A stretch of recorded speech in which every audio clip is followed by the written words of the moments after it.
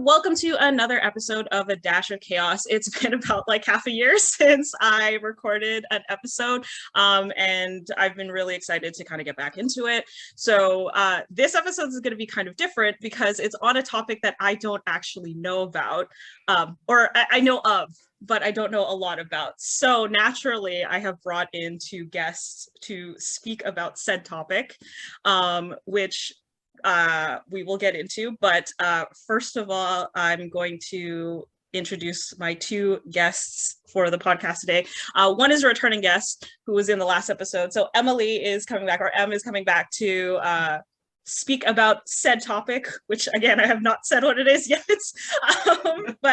And then we also have Lex, who's going to be here. If you two could introduce yourself, and then maybe if you want to say what social media you have, and then anything you mention, I will put down in the description on YouTube. So go ahead. Hey, hi. My name's Emily, or Em, or whatever. I'm good with whatever. I'm on Twitter at This Is The End with like way too many underscores. That's where I'm at. And yeah, I'm just really excited to talk about this because it has been a wild ride since February 18th. So it's so exciting. Cool. Hey folks, I'm Lex, Foibles, whatever the heck you want to call me. I am Foibles_Fables on Twitter and AO3, and Foibles-Fables on Tumblr, because for some godforsaken reason, there's no underscores in Tumblr usernames. Writer, lore enthusiast, and resident weirdo. Also excited to pour out my guts about this game that has yet to be mentioned, because February 18th was a rough day in my household. So we'll just say that. So I think with some of those hints as to what we're talking about, I mean, also if you're clicking on the link, it's going to be in the title, so you know what it's about. Again, I am not an expert. I have not played the game. I don't know anything about the world other than what like I've seen on Twitter and commercials and whatever Em and Lex have been yelling about. That's pretty much what I know about with this game. So I'm gonna get you two to kind of actually introduce the topic, because I feel like it would be better coming from you two. So go right ahead. All right, do you want to go first, or should I go first? I can start this one. Go for it. So today we'll be talking about Horizon Forbidden West, which is the second game in the Horizon series. Game 1 came out in 2017. Game 2 came out in February of this year. Do we want to kind of go into like what the plot is? Because there's a lot there. Yeah, so yeah. I mean, yeah. If you guys want to do like, okay, I know like a summary is going to be hard to like summarize, but if you guys want to just give kind of like a quick summary of what type of game it is, what it's about, just for like myself or anyone listening who doesn't know, just so we can get an idea of what it's about. And then I'm just going to ask you two a few questions, and then I'll let you guys kind of like go off on it. Perfect. Yeah. Okay, I could start. I mean, I don't know. Horizon Zero Dawn was the first game, and that's definitely what got me in and hooked into all of this. It's mainly an environmental climate change sci-fi type of a plot, which is the main reason why I got into it originally. And it follows a young protagonist, Aloy, female character, which is a pretty big deal in the video gaming industry, right? You don't see that a whole lot. And she kind of goes through, and it's a quest on her finding her mother, which, spoilers, turns out that she's a clone from a very important scientist back in the day before the world ended. And she's kind of destined to go save the world again for a lot of different reasons. I don't know if, Lex, if you want to add on that, that's my best. Yeah, sure. That sounds great, though. I'm already like, what is this about? Yeah, awesome. No, it's good. That was fantastic. So yeah, I would 100% agree with everything Em said there. I would say that it's Zero Dawn in particular is kind of a parallel storytelling. You're following, as the player, your playable character, her own personal quest to find out who her mother is, and it gets introduced to the broader world of what I'll call the future present, since the game, it reveals, actually turns out that it's taking place in like the 3030s and 3040s. So like 1,000 years into the future, kind of. But at the same time, through what they call data points throughout the game, you are learning what happened to us, like the actual present back during the 2060s. So it's kind of that parallel discovery. And just like Em said, like it was the sci-fi female protagonist, just super interesting concept of the game that got me really hooked and kind of swept me off my feet in the first installment. See, like you're like like you're saying a lot of like hit points for me. You know what I mean? Right. Like it checked literally every single one of my favorite tropes. Right? Like, I was just like, well, I was literally listening to it like, wait a minute. Like maybe I should check this out because this is we would recommend it. No, I know, right? Recommend. Absolutely. Sorry, I kind of cut you off, Em. No, it's good. I was also going to say, I'm going to be the climate change nerd. It's good. Yeah. I think a huge thing is like the main point of the current world, the future present kind of a thing, is that it's climate change is being controlled, not climate change, but just the climate in general is being controlled by a female AI. And that's kind of the plot. So it's like the climate can't control itself anymore because of stuff that the old ones did. So now there's this Gaia character, and she's basically, I think it's based off of the Gaia hypothesis, is my best guess, which is like a thing in environmental science, but like she basically is supposed to control the terraforming system, and she does it through these like animal machines. So that's where you see like the dinosaur looking things roaming the plains. So cool. This just sounds that's where that comes from. Yeah, no, it's awesome. And it's like Aloy, and that AI was created by Aloy's mother. So that's kind of the tie in there, and she's responsible for this AI as people and things are slowly trying to break it down, which I just think is like a super really cool concept that like you don't really see that being done a lot yet. And like, yeah, that's why I have a lot of excitement for it, really. It's like it's purely allegorical for everything going on right now, which I think is just incredible. No, fantastic. I mean, like, so obviously you guys kind of summarize that for us. So in terms of the new game, so Horizon Forbidden West, right? That is the newest one. Yes. Okay. What were your expectations going into? I of course I saw you guys screaming on Twitter like as it was coming out, but like what like but obviously coming from like the first game, you said it was in 2017, and then going into this one, what were your expectations either of the narrative or the characters, or just even like for yourself, like what were you expecting? Sure, I can kind of start this one. So I finished the game in February of 2021, so like just about a year before the sequel was released, which was a really fun time to kind of dive into the fandom, just because it was the moment when, you know, people's theories and the hype and all that was like really running rampant. And like, I know that, you know, from 2017 to 2022, there was definitely a lull in the fandom, I can imagine, but like joining just a year before was really awesome. So, I mean, I don't know if this is part of the quote problem that maybe we'll discuss a little bit later, but I feel like it was prime time for everybody to be ramping up their expectations and to have their brains just like going about everything that was possibly going to happen in the game. So I would say my expectations for the game were fourfold, kind of based on specificity. So on the broadest scale, I expected it to be just like the middle installment of any other classic trilogy structure. Think Two Towers, Empire Strikes Back, any of those. The middle parts of the hero's journey and the heroine's journey. Really almost uncomfortable focus on the hero herself in this case, the hero's trials. Everything we learned about the world in game one gets turned on its head, and the tools that we were given to overcome the threats no longer work. Part of this is the hero or heroine's dark night of the soul, in which they kind of reach rock bottom. So I was really expecting that from the game thematically. Unique to the Horizon series, though, I thought it would be really kind of neat if the writers leaned into the kind of structure of Zero Dawn being the past, uncovering the secrets of the past. Forbidden West leaning into the present. The main plot or inciting kind of events of Forbidden West is that despite everything that Elizabeth Sobek, Aloy's mother, and Gaia did, the terraforming system is breaking down. So it's kind of an immediate quest to halt the collapse of the biosphere. So Forbidden West present. And then Horizon 03, as I've come to refer to the third game, is future. So more of an existential threat, likely in the form of an AI or Far Zenith, who we shall again talk about, I'm sure.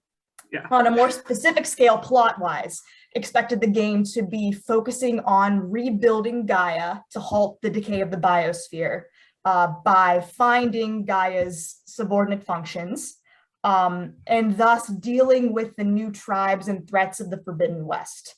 With the ultimate goal of rebooting Gaia, as the task was presented to us very clearly during one cutscene in Zero Dawn. It kind of laid out exactly the steps that Aloy and we as the player would need to follow. More on that later. For Aloy herself, like zooming even closer, was expecting a major identity crisis for her, struggling with the conception of herself, being a clone as Elizabeth Sobek, reinstantiated, recreated. She regularly claims and invokes her name when she's dealing with, the technology of the ancient past. She refers to herself as Elizabeth Sobek, which I'm like, that's so good. She also refers to herself in one cutscene in Zero Dawn specifically as, I'm not a person, I'm an instrument.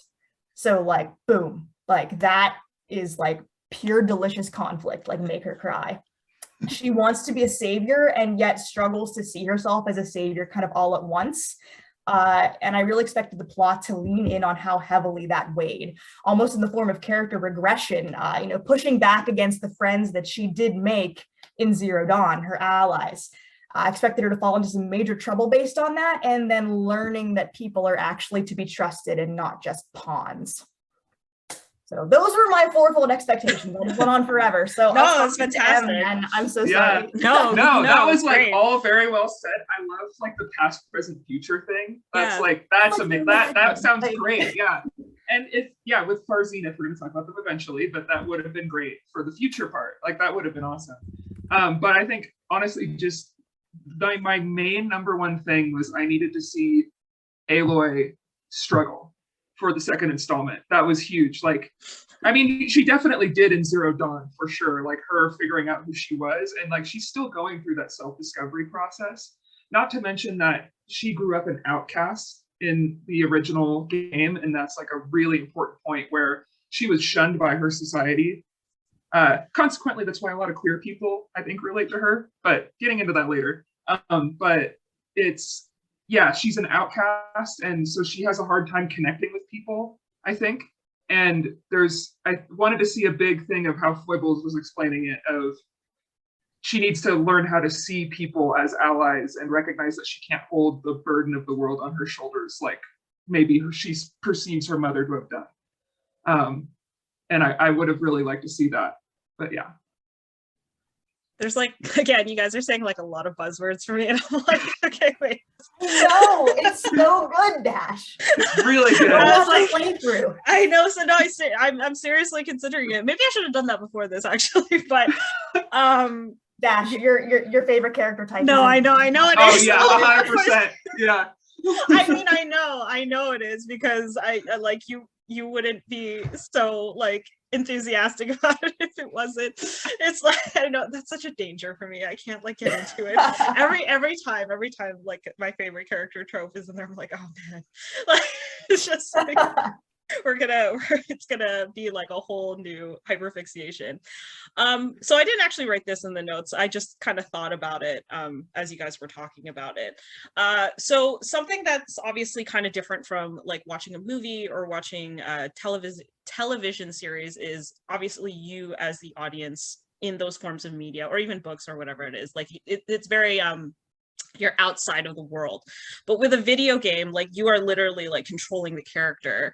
And okay, like clearly I don't game that much, but you know what I mean? Like you are like placed into the world yourself. So how do you think that changes your kind of personal feelings towards whether this game in particular, or just gaming in general, games affect you. So obviously, you know, we watch something and we grow an emotional attachment or we relate to it.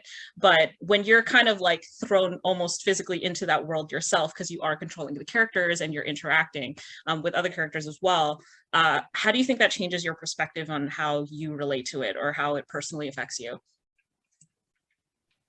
I think there's definitely an investment there. I know for Zero Dawn, I wouldn't exactly call it like a choice-based role-playing game to the extent of something like Mass Effect, where every single choice you make matters. At the same time, though, it is very much an action-adventure role-playing game in which like you do have certain opportunities to respond to characters and situations as Aloy. Ultimately, these choices don't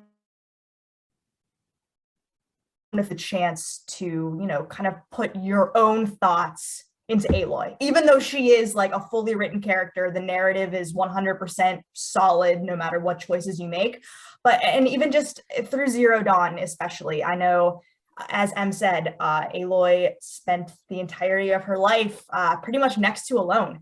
Apps with absolutely nobody, and you really get that sense in Zero Dawn. You do most things on your own. Most exploration is by yourself. So I feel like you really do like form a bond with Aloy, especially in Zero Dawn, when it is just kind of literally you and her, just like out like on some gorgeous snowy mountain or like in the middle of the desert. So it's hard not to become particularly attached. And then same through her, hard to not become attached to the other characters you meet. Yeah, I definitely think it's the environmental storytelling, which is like my favorite thing. That's Em's thing. It's my thing. Yeah, I love it. But it's like, I don't think Horizon Zero Dawn could have worked on any other medium because of that. Because it's like Foibles said, it's like, you're so uncomfortably close with Aloy. And like it's not just like describing, oh yeah, you're in a field, and it's like, no, you are like in the tall grass with her as this giant lumbering giraffe dinosaur robot is just walking by and shoulder horizon.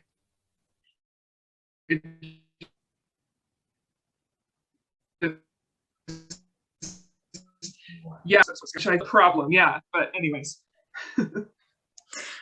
Okay, so I'm gonna kind of just give the floor to you too, so you can ask questions. I might like slip in there and ask a question as you guys are discussing. Again, this is one of those rare occasions where I'm talking about a topic that I have no idea about. So am I really talking or am I just observing? But yeah, so I do want to just really hand over the discussion to you two. This is really why I was really interested in inviting both of you to be here, because I've never done a podcast episode where I didn't know about anything really. So I thought that was going to be a really cool perspective to have and just like sit back and learn. So over to you two.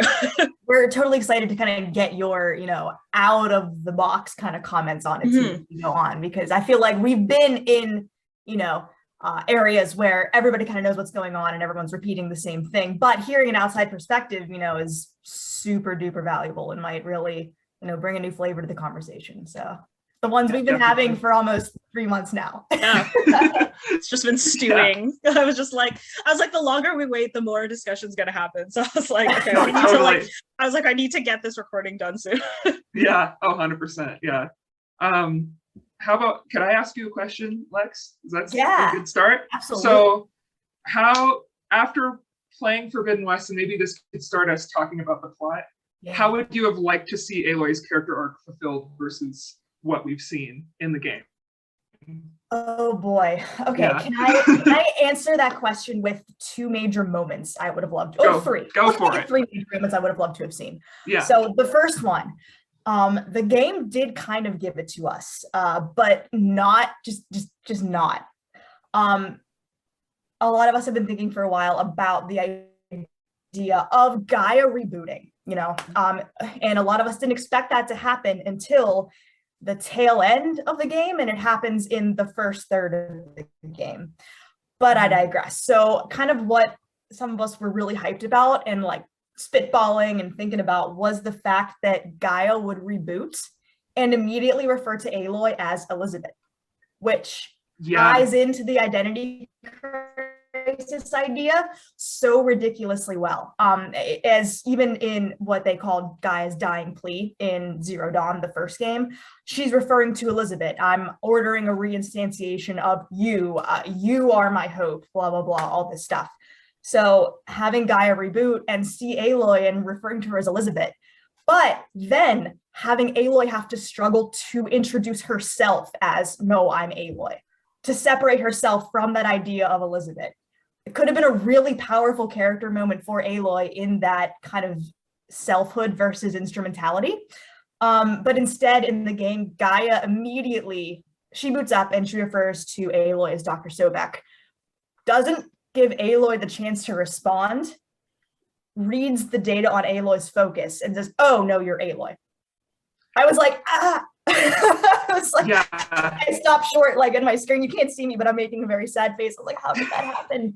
It was right there. So that's one moment that I would have loved to have seen to kind of show Aloy's struggle. The second, this was one that we kind of went galaxy brain and like thought way too much about. So as Em was saying, and kind of the whole focus of the second game was thought to be about the deteriorating climates and the terraforming system collapsing. So interestingly, that does relate back to some lore from kind of this present, the 2040s. Elizabeth Sobek actually started as an environmental engineer in her robotics career, and she was heavily involved with a period called the clawback, which was basically our Earth today trying to come back from what we are doing to it right now. Things weren't fantastic back then at all, like, oh, not great. So what a lot of us kind of thought was, you know, you have to kind of throw your protagonist for a loop, especially in the second installment of a trilogy. Maybe we would discover throughout Forbidden West that Elizabeth really fucked something up in the past during the clawback era, and Aloy didn't know this. And there's several theories on how this could have gone. My personal favorite is that she actually developed, I have to give a shout out to Salty for this one, she actually developed the nanotechnology that allowed Ted Farrow's chariot line to consume biomass as fuel. So whole theory there, talk to me and Salty about it if you want to hear it. But either in any case, hearing that Elizabeth had messed up so utterly ridiculously, juxtaposed with Aloy's own potential mess up in the future present, while she is also trying to figure out what the heck is going on with, you know, the terraforming system in the biosphere, it would both change her perception of Elizabeth, maybe in a really difficult way at first, like can't accept that she was less than perfect when that's all she's seen. She was the quote unquote mother of this world that we are currently in. She's the only reason that anybody or anything in the world exists, but she messed up. But maybe also this would help her integrate her selfhood versus her instrumentality. See herself as Aloy, someone else who also does make mistakes, along with Elizabeth, who made mistakes too. Third would be, you know, Aloy's allies actually pulling her out of some terrible experience by the collar. Again, glanced upon during Forbidden West, but not quite the way we would have wanted it to. At least personally speaking, like I know having Aloy's allies, like look at her and kind of her seeing that, oh, Elizabeth also had help. Elizabeth had the alphas. I have these allies and they're not just pawns, they're friends. So that really dark moment where her friends are the ones to pull her up, would have loved to see it. I'd love for you to answer your own question too. What would you think Aloy's arc and the plot of the story would have benefited from? Yeah, well, that whole thing, that was all very well said. And like that whole concept of, you make a good point, I didn't think of that before, but Elizabeth never kind of loses her godlike status throughout the game. Which is super interesting. Yeah, it's like she doesn't really get to screw up, which I think would have been really cool. Especially like now I think about it with the Quen. So the Quen is a new tribe that's introduced in the game where they like kind of worship the ancestors as gods, but they worship the wrong people. So like they worship the people who brought about destruction rather than the ones that saved it, because that's what all of the like the data points say when you go look for them, like those are the voices that stick around, you know? But even then, like Elizabeth, I mean, she's talked down because she's like, oh, she's a lesser like ancestor, but it's never like, she's never really gets to have a moment. I guess she does have a moment of struggle where there's characters that say that she's cut off from society, and they say it a lot, but you never really get a moment where you get to experience that and see, oh, this is a way for maybe Aloy's also going down this path and she doesn't have to, you know? Yes. If that makes absolutely. sense. Yeah, No. and that, I think that's my biggest like problem with the second game is that there's a lot of saying and not a lot of doing. I think at the end of the day, like especially what you were talking about with Gaia rebooting, and there's this whole thing of like, oh, you're gonna go find all of the sub-function AIs to bring her back together, which I think on its own is a really great quest line. Like that could have been, but and like there are like parts of it that are, like I definitely enjoyed it, but I think like the AIs that you meet along the way don't really get a personality, and I think that's like a huge weak point of the game. Like there could have been really interesting discussion between like Poseidon and Aether and Demeter and all those guys about, and they could have like tied into Aloy's quest line and maybe made her struggle a bit more. I think that could have been really cool. But yeah, I think that's just the main thing. And there's a lot of that whole thing with, she does gain not followers, like she gets friends and she establishes a base, kind of like in Mass Effect. Yeah, I know that look on your face, yeah. But it's a big thing of, you could see that it started to come together that way of like they were mirroring that kind of struggle and character growth that we wanted to see, but it never fully got executed, especially with like dialogue conversations in base. I really would have liked to see the NPCs actually go out into the world with her more, and like it does happen occasionally, but I would have liked to see it more where maybe somebody goes on a mission and they decide to do something that's like against what Aloy's plan was entirely, and she has to reconcile with that. And like there's that kind of a struggle. Maybe even she fails because she's working with her friends, but then it all works out in the end and she has to learn how to figure that out. But yeah, it felt very surface level overall, I think. Yes, was absolutely. my main problem. Yeah. And I think here we can segue really well into talking about how the returning characters were kind of treated. If I could start with Elizabeth, I would absolutely love that. Go for it. So you were saying that they never really showed Elizabeth having flaws, and which, like, yes, that's correct. But they did completely change kind of who we saw in game one. In game one, we saw we learned through data points of a woman who literally also had the world on her shoulders. The future of not only mankind, but existence in general was all hinging on this project that she was engineering. But at the same time, we see that she does have compassion. We see her speaking to her alphas, particularly Margot Shen, with compassion and a degree of closeness, and she really genuinely cares about them. For some reason, in Forbidden West, it's not only said by other characters, but she is portrayed as somebody who was closed off, completely obsessed with her tasks to the point of like breaking down. There's, you know what? There's a line that is said by the only returning alpha character, by the way, in a game that could have been really interesting and concerned with the sub-functions and their own alphas. The only returning alpha, Travis Tate. Love that dude. No complaints there. Where he looks at her and he says, "Haven't you ever had a friend?" And clearly was meant to be a, parallel to Aloy that is akin to being punched in the face at point blank range, like clearly. But like the answer to that is yes. Based on what we saw in Zero Dawn, like Elizabeth very clearly had friends. The alphas were 100% Elizabeth's friends. Margot Shen was Elizabeth's friend. So I know that the difficult thing with a sequel, and this will obviously lead into speaking about the other characters, there's a balance between continuity from game one and making the content accessible for folks who are just jumping in game two. Because, game two, this was meant to be kind of one of Sony's biggest titles released at the launch of a new generation. And by all accounts, like, yes, it was. Like, the hype was real. Everything was fantastic. So I do commend the writers for having to walk that delicate line between genuinely continuing from what players learned from installment 1 and making it, like I said, accessible to new players. But that runs into some major issues, especially in such a narrative-driven game. A lot of the returning characters, so folks who were not introduced in game 2, folks who were introduced in game 1, they really suffered.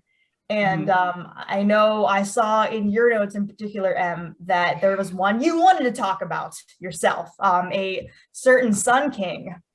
Yes, Avad. Yes. Here we go. So, okay, can I go off? That's good. Go off. Okay. So for Dash, for context, yes, Sun King Avad is the king of a really major tribe in the first game, the Karja tribe. And he, to keep that in mind, also with Aloy's character, you know, there's always a lot of romance options in a lot of video games nowadays. They made a point not to do that. Okay. For Which Zero is Dawn. awesome for game 1, if I may interrupt. Yeah, it was really great. That game 1 and game 2, honestly, like it was a great idea to let Aloy grow as her own character. Sorry, just needed no, that was totally legit. I'm with you there. I thought it was great. Yeah, because I mean, she has her tasks set out before her, and like she just got out of this outcast situation, and it makes sense that she is figuring herself out right now, and it's all good. And she definitely, there are characters that she like. There's a flirting back and forth that will happen. But it's never like she never really commits to anybody, and I think that's a kind of a point, and it's kind of a hallmark of the game. Avad, though, during like midpoint of the game, does proposition her, mainly because it's kind of a thing where his ex-girlfriend got killed by the opposing force, and he sees aspects of her in Aloy as he's getting to know her, and he kind of just like starts to confuse the two, is kind of how it's put out, and propositions in Aloy, depending on how you go about it with dialogue, just kind of like says no thank you, and like he eventually apologizes and realizes, hey, that wasn't cool of me, like that was kind of a rebound thing, you know, and that's that. And it's kind of like this point of growth for Avad of like he's learning how to be a more gentle, compassionate king compared to the kings of the past. And he's like learning to listen to the people. And I think it's an interesting way to have that character development happen for him. That being said, in Horizon Forbidden West, I don't know, pretty quick in the beginning, you return to his city, Meridian, and you talk to him, and he immediately repropositions. Interesting. Yeah, and I think I could see in an even more egregious way, honestly. Yeah, like she blatantly tells him, "Stop! Please don't do this." And he continues. So it's like, and it doesn't fit with his character because he was this compassionate, understanding person before that just, you know, he made an honest mistake and he made up for it. And it's like, okay, that's that character arc. We're good. We're done. Cool. I got the sense that they were just trying to remind the player of, hey, remember this interaction? Let's do it again. Which, like, again, okay, sure, it's a little surface level, and it doesn't really. I think it's like it's a lot of trying to make things happen in the plot and not considering the character in the process. And I think that's a really good example of that. And that was just the start. There's more characters. I don't know. Do you want to talk about Talana?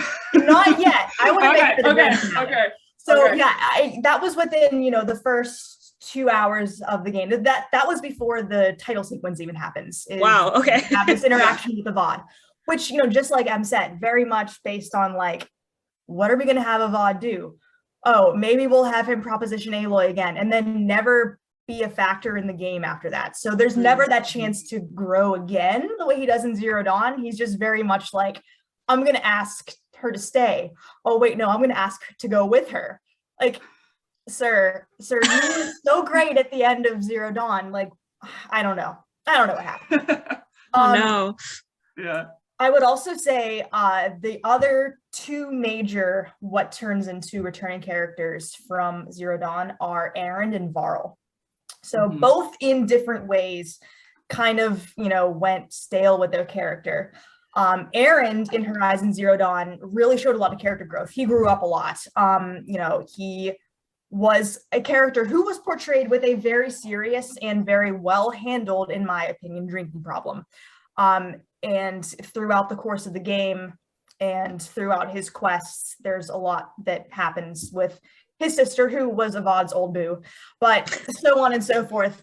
He really shows growth at the end. Like, he matures and takes control of the main Carja City's vanguard, and by all accounts seems like a very stand-up, grown-up dude. He is a very stand-up and grown-up dude. Like, he's wonderful. I love Aaron. Ultimate bro, ultimate himbo. We all adore him. In Forbidden West, however, the interactions with Aaron started out really nicely. There's some really good anger from him in particular at Aloy just kind of piecing out without a single word from the final battle in Meridian and disappearing for 6 months. You get a real good interaction between the two of them where Aaron is genuinely angry with her. Unfortunately, that kind of conflict doesn't persist through the rest of the game when you meet up with him again. Once Aaron is at the base, he falls back into the whole, he becomes a joke. And I know I'm an Aaron fan, but there are like Aaron fans. And a lot of the Aaron fans themselves were also incredibly upset at the way he was portrayed at the base. They turn him into the comedic relief, always drinking again, talking about how he doesn't like to read. He gets a focus and just becomes the guy who loves beer and sports and heavy metal music. And that kind of taps into an issue with the base that we'll speak about later, obviously. Oh, totally. So they just kind of made him the Aaron we knew, but louder, and tried to substitute that for character development. And honestly, same with Varl. I know Tierra has called Varl, which is something hilarious. She's referred to him as a personification of a "you can do it" poster. That's amazing. Isn't that just like 100% the truth? Like, yeah, that's what his character became. And while Varl does develop from his very closed off, very religious, according to his tribe, situation. Also, I wrote him as Carl in my notes, so I'm autocorrect. There is a lot of development with Varl, but we never get to see it because it all happens at the base while Aloy is out still alone, kind of doing her own thing. Yeah. So Can I just say, like, stay for these guys? Yeah. Yeah. I mean, even with Aloy, there were a couple scenes where she clearly pushed back against whenever Varl brought up the goddess, which is his like religious upbringing from his tribe. And she's like, Varl, there's no goddess. And like, she's not, and again, I think that's very Aloy to just be upset. It's like, dude, we're so beyond that, like, get over it. But I didn't see any pushback from Varl at all, which that doesn't really feel right to me, because it's always been very important to him. And that grows neither of their characters. Yeah, not experiencing pushback for bulldozing other tribes' beliefs is a huge issue with Zero Dawn. The fact that it's never seen as a flaw and she never grows or learns from it. They both would have grown from that interaction if it had happened. Oh, totally. Yeah. Yeah. It's kind of this, characters don't push back. Same with Aaron. It's like, you get a little bit of that pushback at the beginning, which I love. But then after that, like once it's at the base, it's like she's just going off and doing things, and he's just like, haha, I like alcohol. And it's a lot of that kind of dialogue. Yeah. There was one specific dialogue that just got to me where I think Varl, he blatantly said something where it was like, oh, if there were two Aarons, I'd run for the hills. So yeah, it didn't really fit with Varl's character at all for me. Just because, he's always like this very kind and compassionate character. He's always been like that from day one. And again, I could see like some amount like character development where maybe he pushes back would have been good, but it didn't make sense in that situation for him to just, like drag on his friend like that. And at the end of the day, I just felt really bad for Aaron. It's like, he's just the butt of the joke a lot of the time within the base. And he just deserves better than that. And I would have liked to see a bigger, character development arc for him rather than just staying like that consistently. And it's really sad when you say that, because Aaron does not deserve it. The Aaron that we knew in Zero Dawn does not deserve it. But the Aaron that we come to know, mid Forbidden West, like kind of does. Like, I know the one line that gets to me every time I think about it, and I just like clench my fists, is when they are at the Zenith cryogenic facility, and they've recovered Beta, and he kind of like walks up to like Varl cradling Beta in his arms with Aloy sitting there, and he just like looks, and then he just makes this comment where he's like, I know I'm not drunk right now, but I'm sure seeing double. And I'm like, this is not the moment for like a comedy line. Like my friend. So that just like shows me the complete Flanderization of especially Aaron, where he was boiled down to, like I said before, the big guy who loves sports and heavy metal and loves beer. Oh no, this is giving me like Marvel movie vibes. Like, honestly, that's fair. I know. Yeah. Just the way you're describing it. I'm sorry, I didn't want to say it, but like the moment you're like, oh yeah, they're just, like the comedic, I'm like, oh no, like this is the vibe it's giving me. That you're totally like, that just clicked in my head when you said that. I hate that clicked in my head. I'm sorry. I didn't want to say it, but I was like, okay, if I'm going to contribute to this conversation, you know what? You're so valid. You're so valid. And I think we'll touch more on that as we kind of develop this train of thought, because true. Yeah. What I will say is that I love the new characters, and I do think that the writers put a lot of effort into making us care about, a handful, there were a number of them, of new characters in a very quick amount of time. Like, I did become invested in, Katalo and in Alva and in Zoe pretty quickly, and that is a testament to how well they were written. But unfortunately, and especially given the fact that we are coming in on the second installment and folks did kind of just jump in now, folks didn't get that interaction with the returning characters from Zero Dawn that they got from the new characters in Forbidden West. They got stagnant, Flanderized characters who were, in some cases, like I said, Flanderized, or in some cases completely lobotomized, defanged, all of that. They never got to experience those characters in Zero Dawn, which makes me really sad, because all of them are fantastic characters. It's not just the new characters. It's not just the old characters. They all are. And I don't think everyone was given their fair chance to shine. And on the topic of characters given their fair chance to shine, I think we need to talk about, this goes to Zero Dawn and Forbidden West both, the handling of the women in both. Here we go. This is what I've been waiting for. Especially sisters, I'll just say. This is like this is what I've been waiting to hear about. Like, so I don't know if it's a product of having a female protagonist in what is historically and still, a very dude-dominated kind of media industry, media of dude consumers. Aloy is a very strong female protagonist. She's fantastic. She's wonderful. Did we need to balance out Aloy as a woman protagonist by having the other women also being fantastic, but playing a much smaller role with smaller contributions? So I talked about Aaron and Varl.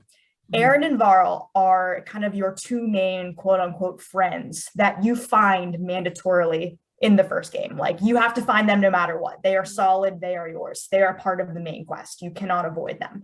All of the other allies that Aloy makes are completely optional. Like, you find them or you don't. And the outcome of the game does not depend upon finding them. It's a nice moment if you find all of the allies and everybody stands with you at the end. So at the end, you do fight in the final battle. Not alone, you fight with Aaron and Varl as non-playable allies.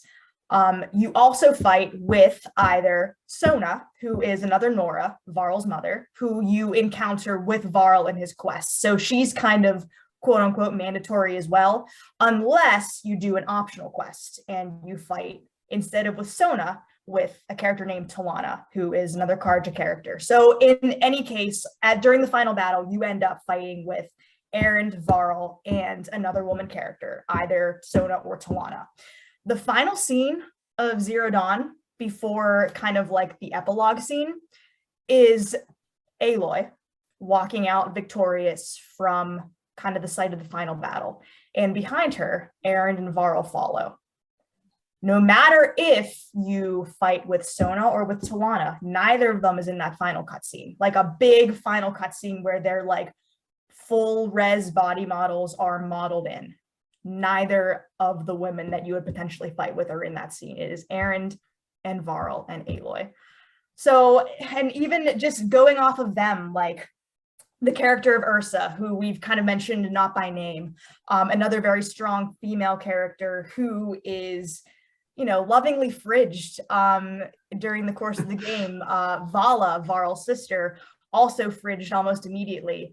All of the other women characters are very much optional and not really playing that big of a role. I don't know if Em has anything she wants to add to that. I mean, now that you say that, now that you say that, I'm a little concerned for beta coming up. Ooh, there's a tendency for fridge sisters, like fridge sisters in general. Like, oh my God, you're not making it out of Horizon universe very well. You got Talavad, you got Bradovan, you got God. I don't even. Man, if you two haven't watched Sucker Punch, you guys need to watch it. Because I love Sucker Punch. Oh my God. I gotta watch it. And I gotta watch it. Like all the stuff that you're talking about, like literally that's what that movie like talks about. And it's just like, anyway, sorry, continue. No, good. So I think that problem kind of rolls into Forbidden West in a very, very interesting kind of way for both returning and new female characters. So first I want to talk about Petra and Vanasha. Both minor characters, but beloved characters from Zero Dawn, who I think out of anybody in the game, and I'm speaking as somebody who unfortunately and very hardly ships Talana with Aloy, just as a fan thing. Those two are the ones who flirt hardest with her, and by God, if Aloy doesn't flirt right back, or at least not outright reject.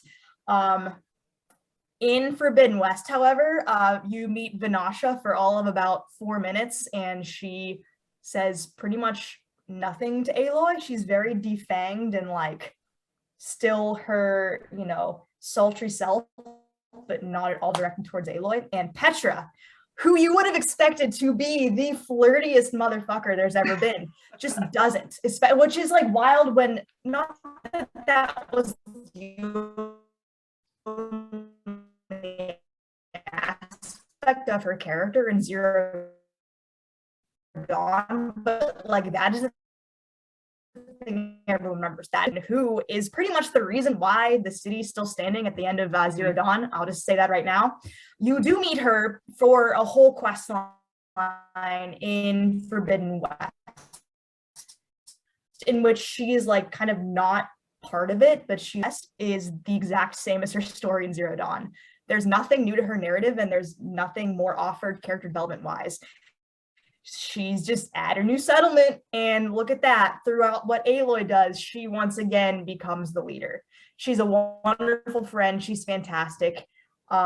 Doesn't flirt with Aloy whatsoever, besides maybe one read as jokingly intro line. I don't know, just it's watered down version of the Petra that we met and was developed well, but not a lot in Zero Dawn, if that makes sense. I think overall Petra was very passive this time around, whereas she played a much more active role, especially with the quests. Like she was with Aloy when they were testing out the cannons, like very much by her side in the battle the whole time. But in Forbidden West, she kind of just gets delegated to the bar, and she kind of just like tells you some things like, yeah, this is what's going on in town, and like you should go over there and fix that, and you should go over there, and oh, now it looks like I'm the leader of this place, thanks for the help. And that's kind of like all that happens. There's not really anything super significant there, and she doesn't really get to play a part in the larger story, which I think kind of sucks, because like she could have been, even in the base, she could have been an interesting base character, I think. I mean, it didn't have to be that way, but still, you know. And yeah, and like a lot of her flirting just goes away. It's a lot of fancy off-around phrases that I think that weren't being used before, that was being used a lot, but it didn't really, there wasn't a lot being said, I think. More on the flirting later. Okay. Later for sure. And so as far as the other new female characters go, there's two that really stand out in my mind. And I know that Em wanted to talk about them. So I don't know if Em wants to talk about Zoe first. Yeah, Zoe, how do I start with Zoe? I guess she was an interesting character for sure. I think some of the characterization was a little bit off, but it wasn't like as egregious as some of the other characters. My biggest thing though, so the main thing with Zoe is she becomes Varl's girlfriend during the events of Forbidden West, and that's kind of how she joins in on the team. she's also very interested in like saving her people from like decaying farmlands and stuff like that. So there's that aspect, which was super interesting. But I think ultimately at the end of the day, she kind of did become more of Varl's girlfriend than a character in of herself. Yeah. Specifically, spoiler alert, but Varl ends up dying like 3/4 of the way through the game. So sorry, gotta talk about but yeah, I know it sucks, it's sad, but character of color succumbing to plot. Right. Yeah, okay. That exactly. Yeah. And then obviously there's a little bit of a grieving period. I personally would have liked, like how I said with the Ghibli effect and things having its weight, I would have liked to see it explored a bit more for it to be more emotionally impactful. It didn't quite hit me super hard personally. But while Zoe is grieving with Aloy one-on-one, there's like a 2-sentence thing where she touches her stomach and she announces that she is with child. And then Aloy acts kind of shocked, and they continue on. They don't really talk about it after that at all, which I think which I think that there was a trope for that. Something to remember him by is the name of the trope. Yep. Where it's like, okay, so at that point, that legacy was going to continue, and she's kind of just a vessel for that. Like, I think if they had done it in a way in a really difficult time period was gone through, I think that could have been super interesting, because that's like, especially with like, oh, the climate's falling apart and now you have to take care of this child, and like, what are you going through now? Your whole life has changed, and like, if you want to talk about those points, like that's awesome, but it just didn't get touched on again. It was purely just for Varl's sake and nothing else. Right. So that's kind of my grievance there. It didn't really seem fair to the woman in that situation. Truly. Yeah, I don't know if you have anything to say on that. But yeah, I think just the fact that it was, just like you said, mentioned during that one morning cutscene, and then never again through the rest of the game. It was very clearly meant to be just this baby is about Varl kind of situation. This baby is not about Zoe. This baby is about Varl. Also, Zoe like went fully into battle knowing that she was, I mean, like maybe, I don't know, like that's a whole thing, but like it just wasn't discussed that they just sent a pregnant woman into battle. That kind of bothered me a little bit. And like, yeah, nobody knew. And like, no, yeah, totally, like they could have had somebody say, like, aren't you concerned? And have it be a moment where Zoe's like, no, I'm doing this. Like, turn it on its end, not telling Zoe to stay back. Have Zoe being like, this is I'm take my revenge or whatever. Yeah. Not even that. This is to like be part of like, cause part of Zoe's backstory is that she wanted to be very involved in one of the plot wars of the past. I won't go into the plot, but her people are usually very peaceful and don't stand back. So she went against her people's wishes and joined in on a battle. So having that once again be part of her character that you only learn optionally, I think that would be really powerful. Yeah, totally. Yeah, it's that same thing of we're talking about things on a surface level, but we don't go into depth and really take the time. I think I wrote in my notes Horizon Zero processing. We do not take the time to process just like just a minute or two of just like, okay, what does this mean for this character and what's going to happen going forward? Things happen, so more things can happen is kind of the way that I conceptualized, especially during that kind of like avalanche to the end. Because once you reach the point where Varl dies, it's like you have like 2 quests left, and like at that point I was just like, oh, I guess I'm just gonna finish the game now because I don't want to do anything else on the side. Yeah. Which the quest directly after Varl dies. Well, there's a little interlude between that we'll talk about later. But the next quest, I know Em also wanted to talk about this new female character. Our very, very special edition title. The character of Regala. I know. I was like looking through the notes. I'm like, it's in all caps. Voiced by the incredible Angela Bassett. They've hired Angela Bassett for this role, and I'm like, man, and for what? Okay. So to start, there was a huge campaign. Like she was like marketed as the big villain, and I know within our little Discord and our little fan clubs and stuff, we were very excited for her. Yeah. So she's a rebel of the Tanakh tribe.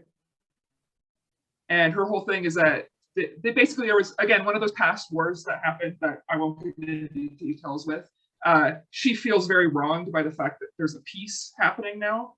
And so her whole thing is like, okay, I'm gonna go round up these rebels and like take over the Tanakh tribe so that we can go to the Karja and like just spill blood as much as we can, is like basically the idea.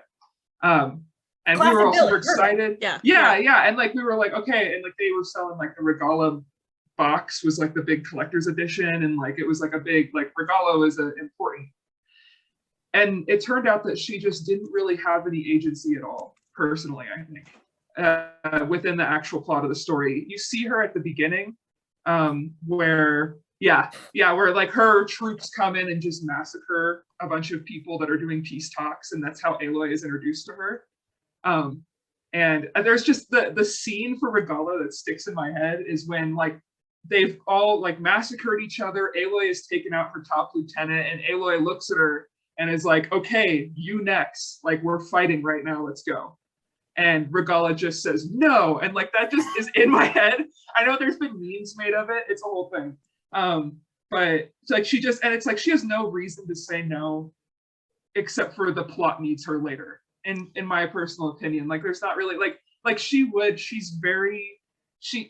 told to be this very like stubborn and like prideful character, and it doesn't make sense that she wouldn't go down and just kill Aloy right there. Like that just doesn't, I don't know what you think, Foibles, but that just didn't track for me at all. I mean, I loved Angela Bassett's delivery of that note. Oh yeah. I mean, I was just gonna say, like, it was probably super epic. I just like quickly Googled what the character looked like, so I could just get face me next, and then no, she just goes back, and it's like, oh, okay, bye. Like, like see you later. He's gone for how long? For I don't know. I want to say at least 4 or 5 main quest missions. Yeah, she's gone for a while. Yeah, until you get to the Tanakh quests with the cool route. Right? The cool route. Yeah. And then again, same thing. She kind of just, they're like, hey, Regala's probably gonna show up, and then she shows up and like wrecks the place and then leaves. It's not really. And again, like it's fine that she's an antagonist, but it's just, I would like to know why. What I mean, and she's never really given that, again, that pausing moment where she, like, I don't know, like you could see what's going on. She kind of barely skims, got killed in the war. Which goes on with the other thing. Yeah, another sibling. Yeah. So it's like, oh, my sibling died, so I have to do this, and it's like, okay, sure, that's something, but I don't know. It's not quite. She wasn't quite fully fleshed out, and I think that's a bummer. Also, kind of goes into the angry Black woman trope, I think, because she wasn't fleshed out. I think that could have been avoided if she was given more screen time and maybe wasn't so overshadowed by the Zeniths and got to be more of a major villain. My personal favorite theory is I wish that Regala was maybe like a part of the Zeniths the whole time and was a spy. Yeah. Like that could have been super cool, but that's just me. You know, my favorite theory was that Regala was actually another Sobek clone. Like either of those, like so good. But yeah, instead, and we did have a villain much like that in Zero Dawn, who was a villain and did have kind of like hidden motives unless you really looked into the data points, and that's Helis. But I, again, would say that Regala is utilized even less than Helis, because for Helis, we need someone to be the human enemy, and we need someone to be the enemy faction, and he's kind of the head of that. I think that the enemy factions of Forbidden West were too fractured. You had Regala, you had all of her rebels, you had the Sons of Prometheus over here, kind of connected to them, but not really. You had the Zeniths, you had the terraforming system as a whole, and it wasn't cohesive. Meanwhile, for Zero Dawn, you had Hades working with Eclipse and the Helis like this, like just 100% entwined together. And I think that's why it works, because Helis provided a personification of the threat. Meanwhile, Regala is just something extra that gets tossed into the mix, and you only really realize why towards the very end, and it's all very convoluted. And if you haven't done certain side quests prior to kind of that revelation, you have no idea what's going on. Like for me, I didn't do the rebel camps until like post game, so I didn't know who the Sons of Prometheus were. I had no idea. I was like, oh, sure, this makes sense, I guess, and Silence is there somehow. Yeah. Silence, he's someone else who got done dirty, but I won't go into him right now. Okay. Yeah, no, totally. So I totally agree with you that I think Regala could have been very much more well used, and I think that she was used kind of as that teaser because they wanted to keep the Zeniths so damn secret. And like that's why the highest special edition was named after her. And meanwhile, she has less screen time than like which sucks because you got Angela Bassett. Like you could have given her the floor. It would have been amazing, you know? Exactly. Yeah. I have a question then, just in listening to that discussion. So in terms, because yeah, you were saying that like obviously this character is like the antagonist or like kind of like the villain of the story. Do you think that, to you personally, do you think it would have mattered what gender this character was? And does that make you feel more strongly about the development of the character? Because, you know, obviously like when it comes to like villains or antagonists, like sometimes in narratives they create a villain to be a villain. Like you're not supposed to know much about them, like that is the purpose of them. But in this case, because obviously we're talking about the representation of women or female characters in this game, like do you think your opinion of that as a whole would have changed if this character was a different gender? Just to throw that out there. No, that's a good really good question.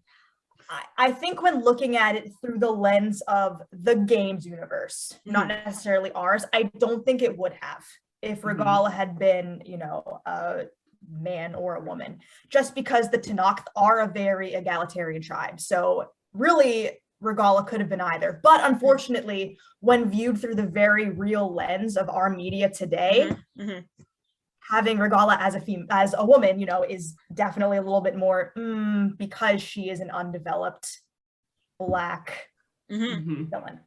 Yeah. I don't know if Em agrees with me, but no, yeah. I'm pretty much, I think like thinking about Helis versus Regala, like I think the main issue here is that like Helis got to have this whole conversation about what religious fanaticism does. Like he had a lot of points that had like deeper questions that the player could kind of grapple with, whereas Regala didn't get that. I don't think if Regala was a man, I think that same thing would have probably occurred. But I think if you look at it, and I think that's kind of true with most of the characters in Forbidden West, like it's the fact that a lot of them didn't have those bigger character arcs and weren't given that time, then it kind of got delineated into tropes, which then causes some of the sexism that we see. So I think that's kind of the process that's happening personally. Yeah, no, the reason why I ask is like, and I know you two both know this, it's just like the optics of whatever is out there. It completely changes the way that people react to it, regardless of whatever the intention is for like the writers or like how they develop the game. And like, as I was listening to your discussion, that was the first thing that came into my mind. I was like, okay, the optics of this is awful. Like, but at the same time, it's just, I've not played the game. So it's just, I wanted to know, like, is it purely like, just if they had changed something about that character, would it have changed the way you felt? But like, it definitely, to the point, like even from you describing it, it definitely was like, I was like, the optics of this is awful. Like I would have, I probably would have been just as frustrated or as angry as you two have been. But yeah, that's why I just wanted to throw that question out there, because I was just like, okay, just to throw a wrench into that discussion, right? Yeah. It's especially disappointing because like everyone was looking forward to Regala, even before we knew she was going to be voiced by the incredible Angela Bassett. Before we had a face for her name, everybody was so excited about Regala, and then just didn't work, you know? I mean, I think that's like definitely something that happens in media quite a bit with a lot of different like forms of media too. It's unfortunately like part of like the promotional campaign that it's, you know, if they're aware of their audiences, the first thing that comes to mind is fucking Supergirl. Like, that's all I can think of. Yeah, no, that's like legit. Which is like the worst example of it. But you know, it's the idea that these creators and in their promotional teams like learn to exploit their audiences in that way. And it's like, so for something well, I didn't even know that like Angela Bassett was voicing a character. That's incredible to me, and I can totally understand why you would just be like, wow, what a waste of a person. And I totally agree in the sense of, again, I haven't played it, but that to me just, it totally feels, and I've experienced this in so many other forms of media, like I can just, you know, empathize with that, and I can relate to that so intensely, because of course it like happens all the time. But it's like, it's interesting that that just really is like cross media, doesn't like, you can't really hide from it. Yeah, I think Foibles is about to explode. Yeah, I know. I just your face. No, I think I know what you're thinking. Dash. Yeah. How dare you provide such a perfect segue into Should I go off? Yeah, Oh, yeah. course, Oh, absolutely. go. Absolutely. So we're speaking about female characters returning or not returning. And I, Dash, am going to introduce you to who, if you choose to watch a playthrough of Zero Dawn Forbidden West, the new love of your life and the love of mine. Talana Khan. Yeah. My favorite character in the game. Yeah. Phenomenal. A brief intro to Talana. You meet her in game 1, optionally behind a very, very, very stupid like quest block. Like there's, you have to do a certain stupid thing that nobody wants to do, or some people do, but they're crazy. I'm not a good gamer. The hunting grounds, don't look at me. I do the first one to get the sons to go meet her, and then like that's it. But so again, quest locked behind something that doesn't indicate that there's something more going on. But she has a very major quest line in Zero Dawn, a very major and well-written and emotional and just great quest line, in which she is part of what I will refer to as an old boys club in the main city of Meridian. And she's there because she's trying to get the misogynistic, awful asshole leader out of power, because he has expunged her father and brother's names from their records. They performed a very heroic action. I won't really go into, they sacrificed themselves for the greater good, but it doesn't do the current leader of the Hunter's Lodge well to reflect on them. So he has them expunged from the records. So she is trying to take down the most fearsome, biggest machine in the land so that she can supplant him. And Aloy helps her do this. And they connect on a number of levels that I will save for my own rambling, but she becomes somebody that Aloy, I feel, really reaches an understanding with on a personal level. And, you know, is, like I said, one of your allies during that final battle if you do her quests. And I don't know, just compassionate, competent, traumatized girl boss, you know, that's my favorite character. But no, we love it. Incredibly competent, compassionate, very emotionally in tune and calm, and really, I think, gets Aloy. And just a great character, well written. I know Em agrees with me. Em also loves Talana very much. So, and Talana was in fact so very well loved that even though she was an optional character, that she became kind of the first promotion for Forbidden West. When they released the announcement trailer, I know Guerrilla did a splash on their Instagram, and she was on the first reveal splash art, and everyone was like, "Go, Talana!" Talana got her own comic arc too. I won't go into the content of the comics, but the last page reveals in just like bold writing right at the bottom of the last panel, Talana's story will continue in Horizon Forbidden West. And she was the first confirmed returning character besides Aloy and Silence. So like, big deal. Everyone was like, holy crap, like what's Talana gonna do in game 2? Everyone was hyped. Then, so she was advertised as a major returning character, but then was absent from all advertising, including the major story trailer, with 2 exceptions. One, the holiday art released by Guerrilla in December. She was in it with Aloy. And 2, review day, in which only 3 of the reviews I saw included her. but like cool, like there she is. Like we finally saw her. Like I know I had the like when I'm in hell meme of maybe like where's Talana? Like I would post it because like it became a joke, but then I just became more and more and more nervous as time went on. So what I think we were kind of led to expect as having Talana back as a major character alongside Aaron and Varl, you know, the three people who Forbidden West then canonizes as fighting in the Elite battle at the end of Zero Dawn. Expected to have the three of them together with Aloy, but alas, Talana is once again a ridiculously useful character who is relegated to optional side quests and side quests that were objectively, even if you're not me, clown, pointing at myself, it's just objectively terrible. Like, yeah. I will say I'm not somebody to get super angry over things, but after playing her quest line, I had to put my controller down and take a long walk. I'll just be honest. This is me, like with everything. I get angry at everything. So, so if I'm not angry, I'm not actually enjoying it. So. True. No. So yeah. Well, no, that is angry part because we were invested. Exactly. And yeah. Like that's exactly. it. Yeah. Yeah. So no, it's true. I don't know. It's once again goes back to the lack of fidelity in character writing, kind of the same thing that we spoke about with Aaron and Varl. But with Talana, she's almost completely unrecognizable in Forbidden West. I don't know if Em agrees, but no, I'm 100% with you. Yeah. She's, you know, in Forbidden West, her quests, and I'm going to cringe as I say this, they barely pass the Bechdel test. Oh God.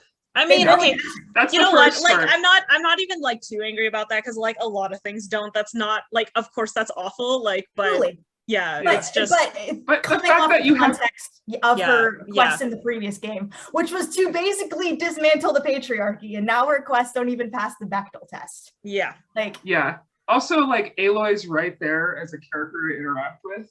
Like just putting like you're playing Aloy. Like if you talk about literally anything except for the man that shows up in this quest, like if you talk about anything else other than him, any kind of storyline, it would have passed with flying colors. Yeah. So I think that's a point to make.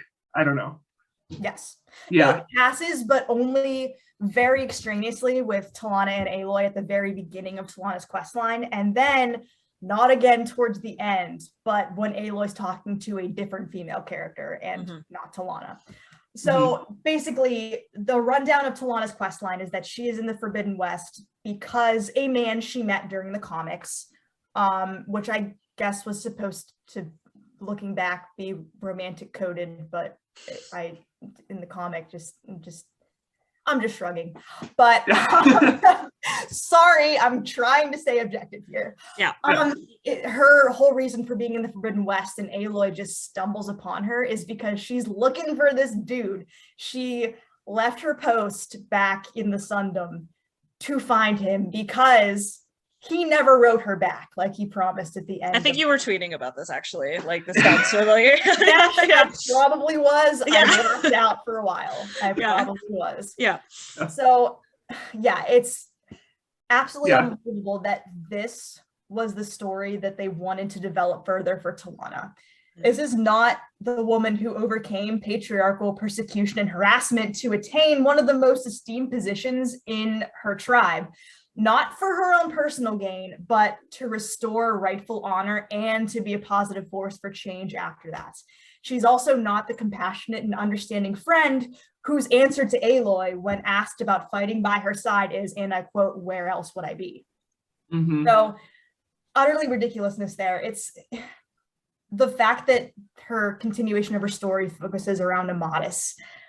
It's, you know, not like changing the societal structures of her tribe, not protecting people from these new and dangerous apex machines that she does encounter in the comics and that we kind of thought like, oh, she's going to help with that. No, not raising the next generation of hunters, not striving for her own greater purpose amidst the feeling of restlessness upon reaching her own goal. No, she's in the Forbidden West to find a man and chase him. And she never heard back from him after the comics because he did not write to her. And then after she does that, she's going to go back east to do some very apparently much less important stuff that she's apparently so very over. Oh, yeah. It just doesn't make sense. She spent her whole life working records a point of being the Sunhawk of the Hunter's Lodge, and then just walks away.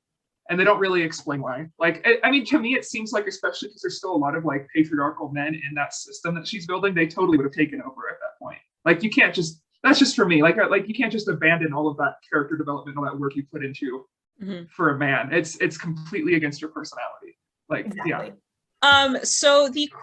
Yeah. As you guys were just kind of like talking about the writing and everything, so it's kind of like a 2 to 3 part question, I guess. So Yes, bring it because on. well, I mean, and you have to correct me, but the assumption that I'm getting, or the assumption that I'm making from the information that I am receiving right now, are the writers of this game primarily men?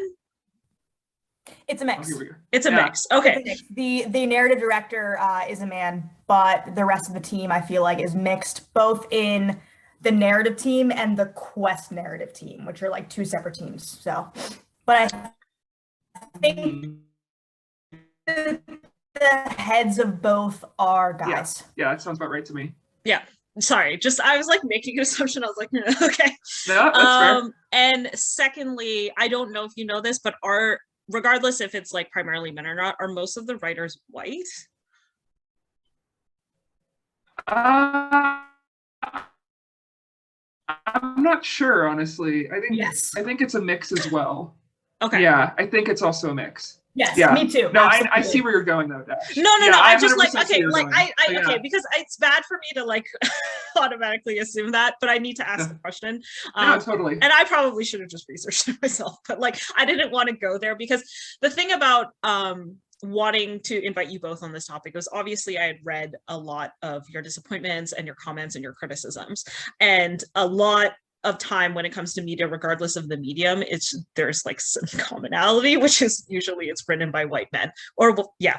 Anyway, so I just wanted to ask about that first of all. But in terms of that though, which was kind of my next part to the question, was, do you think, and this is really like, this is a complicated question. I'm like, do you think that the female characters would have benefited more from female writers? But like, think about that very specifically, because there's a lot of content out there that is like female led and female written that doesn't end up being really good. Do you think, like, in your experiences with other media, would that have changed? Do you think, like, theoretically it would have benefit from that? And specifically, would it have benefit from women of color? I don't. Oh, go for it. Okay, yeah, I think it's more difficult to quantify that in a narrative video game, specifically because the writing team there, I feel like, is probably less overall cohesion than there is definitely for a movie, but for a television series as well, in that I know that there is a narrative team who everybody is kind of responsible for one piece of the recipe. Like, certain of the writers do write certain quests specifically to be there, like down to the dialogue and everything. And the narrative director is the one who looks over it and makes sure that things are cohesive. So I think that's a little bit of a difficult question to answer, because you don't know which parts of the game different writers have written unless they explicitly state, oh, this was my part, which they have in some cases, but not all. So I think that's a tougher area to get into when speaking about video game writing in particular. That's like, because I don't really like, I don't game to like any extent, so I don't really know what the writing process is. That's why I was like curious about it, because and obviously this is something that I'm very passionate about and something I'm very vocal about for mostly everything. So so, and it is definitely something that I deep dive into, but it's also something that is so complex and layered, because I think what I was really kind of getting at is, because you already mentioned that like the video game world is a mostly male dominated kind of industry, whether it comes from the audience, like the people who play games, or it's the people who write, or who are the creatives. And I think one of the biggest things is that, does that influence everyone regardless of like, you know, we always talk about we want more female representation, we want more like writers on the team and people of color and all those things, but in an industry that is so dominated by something else, it's like, can you get anything created when, you know, your target audience is very specific? And does that, and this is like my real meat question, because it's not very specific to this game, but it's like, does that make it challenging for you as people who enjoy video games knowing that? And like, is there an expectation that you will be disappointed in multiple aspects, regardless of, you know, like if the promotion is really good? Like, do you think to yourself, shoot, like I'm falling down this rabbit hole that I've done multiple times before to come out disappointed? And like, do you have that kind of process when you're, you know, getting ready to play a new game, or like you're getting excited about something? Does that kind of stick in the back of your mind? Because that for me is like the comic book industry and like comic book movies. So like that's, you know, I come from that. Yeah. So do you have that sort of same kind of like apprehension just going into a game? And then do you kind of like get disappointed in yourself, or are you more disappointed in like the industry as a whole? Yeah, I mean, I think after this, I definitely feel that apprehension more after everything that's happened. Because I haven't gotten too into a lot of video games before this, if I'm being honest, as far as like deep fandom stuff. Mm-hmm. But I do think like it's like I don't know what goes on in a writer's room with that at all. But I think there definitely, it wouldn't shock me if there was that corporate aspect that bled into it a bit that affected how this happened. Especially with, I mean, there are a lot of, like you said, male dominated, and there's a lot of like that opinion, and they tend to be louder. And I have to wonder if that was a part of it. And yeah, I guess that's just something. Yeah, I don't know if you want to say anything else. I do. And like, just like Em, this is kind of my first like video game that I've been super duper into since my very nerdy JRPG days back in the early mid 2000s. So we're talking like 2006 here. So it's been a moment. But I really did have high hopes for the sequel, given what we saw in Zero Dawn, and given what this not brand new studio, but this studio who had a brand new idea and built it from the ground up, what they created and what they could then create forward with the sequel. I feel like I always was a little bit, you know, nervous about it in the back of my mind, especially in May of 21, whenever they did their big gameplay reveal, and half of the Gamerverse absolutely lost their marbles at the fact that Aloy had cheeks and freckles. Yeah. I remember this. Yeah. That was like a thing that everyone on the internet knew about. Like that went viral. So starting with that, I became a little bit, I don't know. So I think it's twofold. I think it's definitely the fact that most of your consumers historically are going to be men, just by grace of the fact that it is a video game, which is something that, you know, mostly men still consume. I think women are very much into Zero Dawn because of its narrative and because of its main protagonist, but still, it's a AAA video game. And I think having it be a AAA video game coming off of an unexpected success of Zero Dawn meant that there was a lot of pressure, both external from corporate and also internal, to make it a huge thing. Mm-hmm. They wanted to make it an entire blockbuster. And I know, Leanne, you talked about, you know, the Marvel aspect of it. And I see that, because it was made to be a thing that's big and flashy, when it kind of lost some of the charm that it had in the first game. So I don't know if Em wants to kind of bring up her. I mean, that, 100% with that, but like on top of that, I think that's where like the source of the disappointment is for me about Forbidden West, is that it was this big flashy thing, like Foible said, all of that, but on top of it, like the original game just had such an incredible vision, I think, that a lot of games haven't done before, with the female protagonist, with more the Ghibli effect. I'll keep saying that, storytelling, the climate change thing. Like they were doing something that I haven't really seen in other games, and I was hoping that they would continue to push all of that, and we didn't really see that. It kind of did feel like a Marvel movie to me, though. The more that I think about it, the more that I'm sorry. I had to bring up. No, it was like, totally fair. Yeah, the way you were both talking about, I was like, oh man, it just creeped up in the back of my mind. And I think my whole kind of reaction to that, just being objective about it, is it's such a double-edged sword in that sense, because like you were saying that all the ideas and what had occurred in the first game, you were hoping that, they would push farther. When something gets kind of that traction to be like a big thing, or to be a big whole spectacle for that studio or for that company, there is that pressure.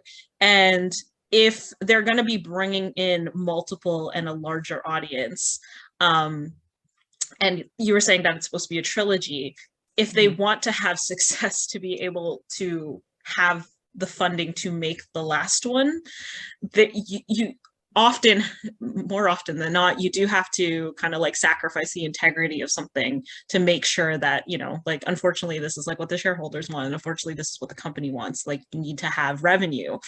And that's really what I was getting from a lot of this. It's just, and I know obviously there could be something about who the writers were and what their own experiences are, but just, from the outside looking in, this game feels like a product of, we need to be able to appease the masses, and not piss off too many people, so that we can continue forward, which is it sucks. It's one of the worst things to go through when you're really into something, and that's what people talk about with TV shows, with the sophomore slump of the second season. Exactly. More often than not, the second season is kind of the weakest season in a series, if they even get one.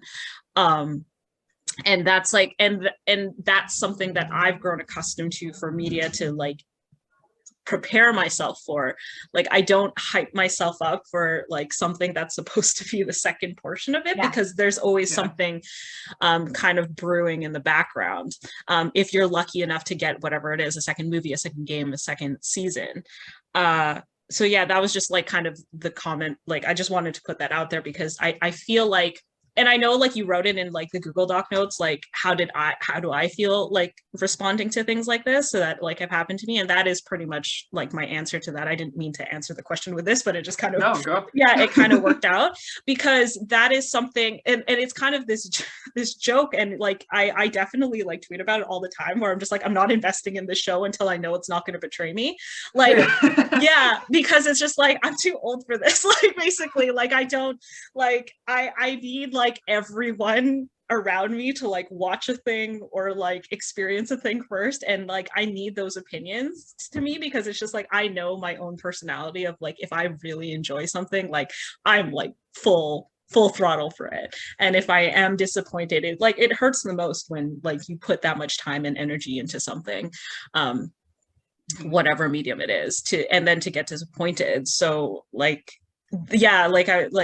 kind of just added all of that to me. It was just it felt the whole sophomore slump. It felt kind of very MCU which unfortunately, with the success of Marvel films, it shows you that it works. It shows you that it makes money, unfortunately. So that happening across different mediums doesn't surprise me. Absolutely. Yeah. So, and here's the hardest part of that, I think, is, and what I think has made Em and I, feel kind of bad about our reaction to this game, is the fact that when you look at Forbidden West by itself, if you completely either didn't play Zero Dawn or forget that it happened at all, Forbidden West is a phenomenal game. It's great. Yeah. I can't say anything bad about Forbidden West. Just isolated on itself. Yeah. Mm-hmm. But when you compare it to Zero Dawn is when you really kind of get that letdown, because one, the characters you grew to love in Zero Dawn are changed into something that they were not. And two, the writing of Zero Dawn was just so elegant and understated and gorgeous, and the writing for Forbidden West is anything but that.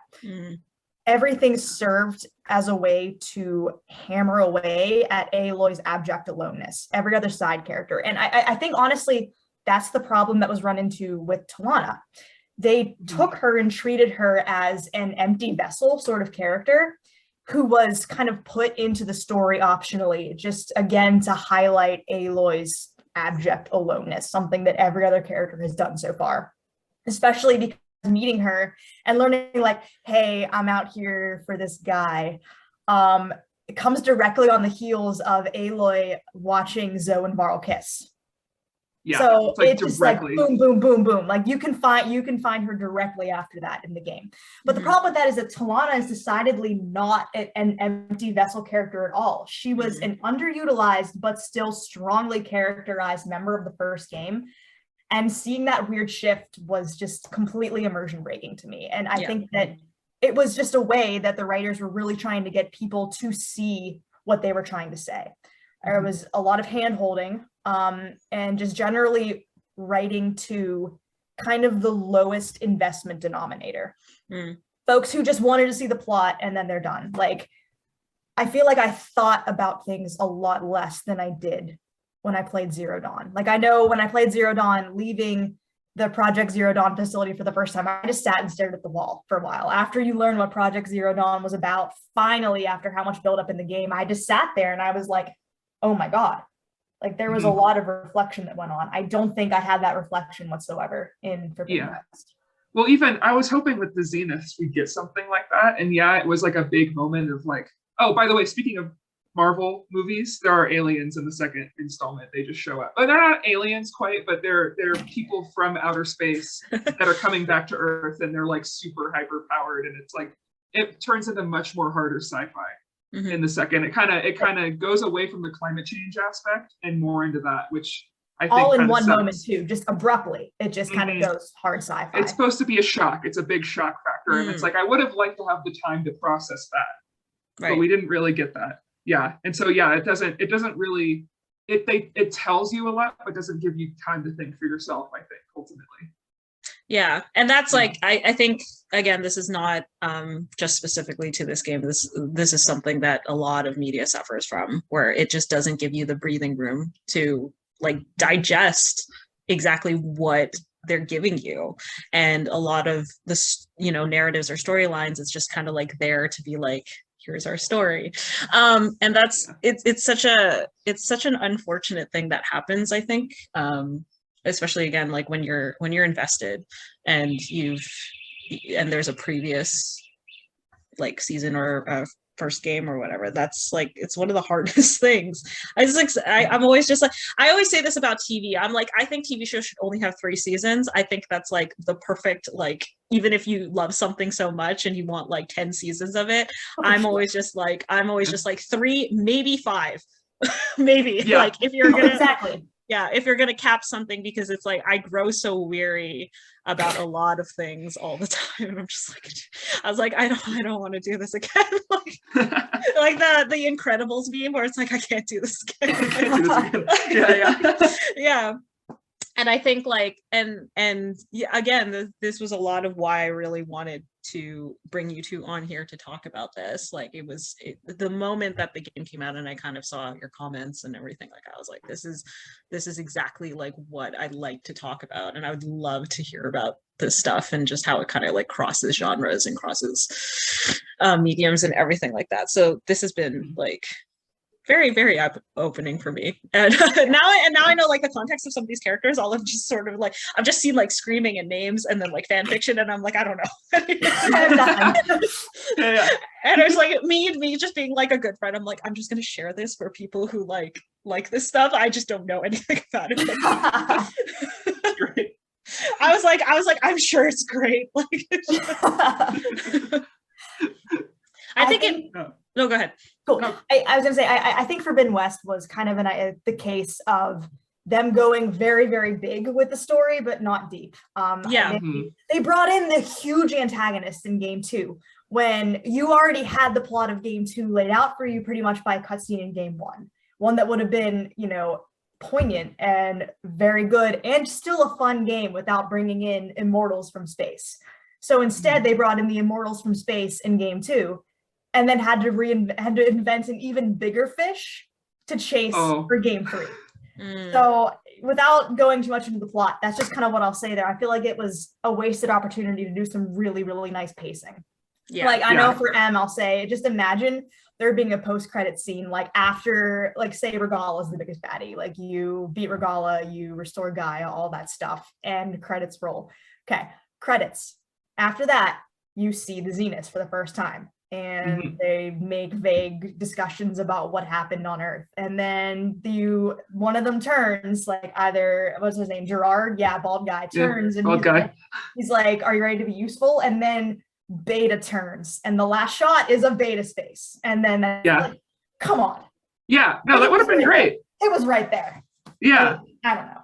No, totally. And that's another thing, like with Nemesis, which you don't find out about till like the last 2 to 5 minutes of the game, maybe. Is basically they set that up as the next villain after you defeat the Zeniths, and all you know is that it's a big angry ball from outer space and it's coming to Earth, and it's just pissed because it had to deal with the Zeniths and didn't like the Zeniths basically. It was just kind of a bummer because it's like, I know at the end of Zero Dawn, like we had Silence as a character and it's like, oh, he's got his AI and like he's up to stuff and we know him as a person, so you could kind of theorize what might happen. Whereas with Nemesis, it's just this big angry ball that's kind of, it doesn't really have a personality yet as far as we know. Like maybe we'll get that in the next game, but I would like to have, it's hard to care about Nemesis at the end. And I think that's a big deal. It's kind of just thrown out of like, oh, next time, and then that's that. So yeah. We could also talk about Tilda if we want to. I was going to say, I think this is a good segue, talking about corporate pressure to talking about kind of our last big topic. We were spitballing a little bit, which I don't know. It's an opinion that I don't think is a very popular one outside of kind of M and my circle. The queerness in Horizon Forbidden West. Which, as M said in the beginning, I know at least our circle is all queer. I'll just it's very popular. We are pretty much all queer. Yeah. So there's a reason these things like appeal to like queer audiences, though. That's the hard part, right? Exactly. Like, yeah. So I think what makes that really difficult is it's that dichotomy. Like you have this part of the fan base who are like the gamer guys who are into this for the game, and then you have the queer side of the fan base who has really attached to Aloy as a character. I mean, everybody projects onto Aloy. That's the joke that we all make. Like everybody, even though she is a fully fleshed out character of her own right, everybody projects onto her, whether through headcanon or pulling lines out of the script and being like, yes. So, which is a wonderful thing. Like, and part of the reason why I really do, despite me being an absolute fucking clown, love the fact that she is still not part of a romance mechanic in game 1 or game 2. Like, I love that. I love being able to see myself in Aloy, as I know so many other people are too, regardless of your orientation. So that's when you get to the subject of queerness in Forbidden West and Zero Dawn, honestly. There are queer characters in Forbidden West and Zero Dawn. There are, and it's awesome. Like, I can never complain about the fact that there is representation in these games. Like, phenomenal, especially for a AAA studio. It's excellent. The problem is, and I know that this is kind of a spicy opinion, the problem is that all the queerness encountered in Zero Dawn and Forbidden West is 100% optional. A person who does not want to know anything about, who doesn't want to experience the queerness in the game whatsoever, unless you stumble upon it, you will not. Whether they're optional side quest characters or the queerness is behind dialogue wheels that are once again optional. And there's actually a separate kind of safeguard, I will say, against somebody finding the queerness in the game, is that of the queer characters in Forbidden West in particular, we never actually see a queer relationship playing out. The partner of the person who is queer is either dead or geographically separated from them. Yeah. Which I have to preface that by saying I do completely agree that queerness is not performative, and a character or person's queerness is not dependent on them being in a romantic or sexual relationship. Absolutely not. The problem comes in with the fact that these characters are saying that they are in this relationship, and yet we never see it. So even if you do find these characters, there is no like, oh, and this is my wife right here, I'm going to kiss her. I think of Star Wars at the very end, you know how the live slug reaction meme went big like a few weeks ago. Like I think of that. It's that kind of thing, but you don't even have the kiss to show for it. You just have like, oh yeah, my wife who's at home, who I can't get there unless you find me this compass. Like that's literally the quest. And then, but you still don't see your wife because she's still there afterwards. So there is no queerness to actually be seen. And I won't touch on Aloy herself's potential queerness based on Elizabeth's backstory, which you learn optionally.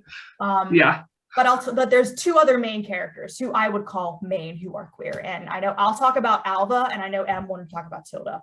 Oh yeah. So Alva is one of your new friends that you meet in Forbidden West. Best new character, hands down. I adore her. She's fantastic. She's wonderful. She's queer.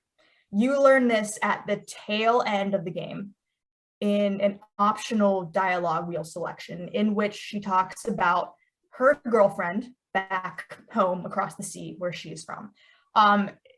She's a great story. Like they're rivals to lovers. They're like the ultimate fanfic. Like it's fantastic. They were rivals in school and fell in love. Oh God. Yes, I know, it's so good. And like, oh, Alva, I love you so much. But yet you hear about it optionally and then never see her girlfriend, her partner. Yeah. And could have easily been addressed in a, mandatory cutscene, easily. But instead it's hidden behind optionality, as is the rest of the queerness. Right. I know Emlyn, Tilda's another big one. Which ties Tilda, to Aloy in some ways. So yeah, so the thing that's the big thing with, especially for Tilda, I feel like queerness, it's brought up as a side thing for a lot of the characters, but it's never given the chance to be within the character's character arc and storyline, regardless of how that plays out.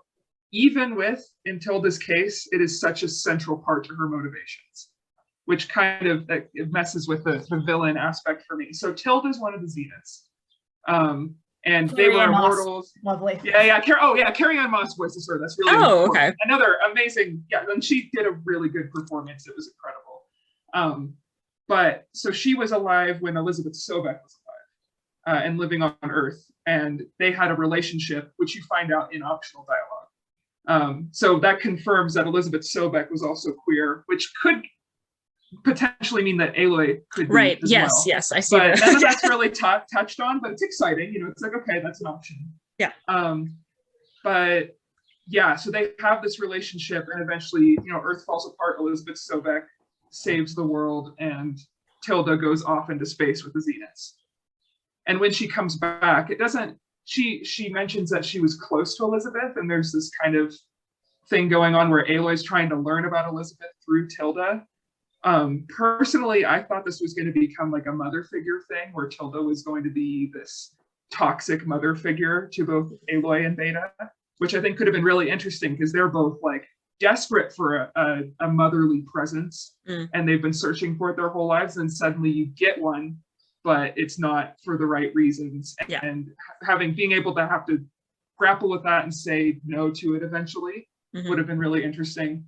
But at the very end, it's like, again, like the last 30 minutes or so of the game, Tilda shows up after everything's all said and done and says, actually, basically she's deeply in love with Aloy because she sees her as Elizabeth, and says, okay, I'm going to kidnap you, put you on a rocket ship, and we're getting off Earth.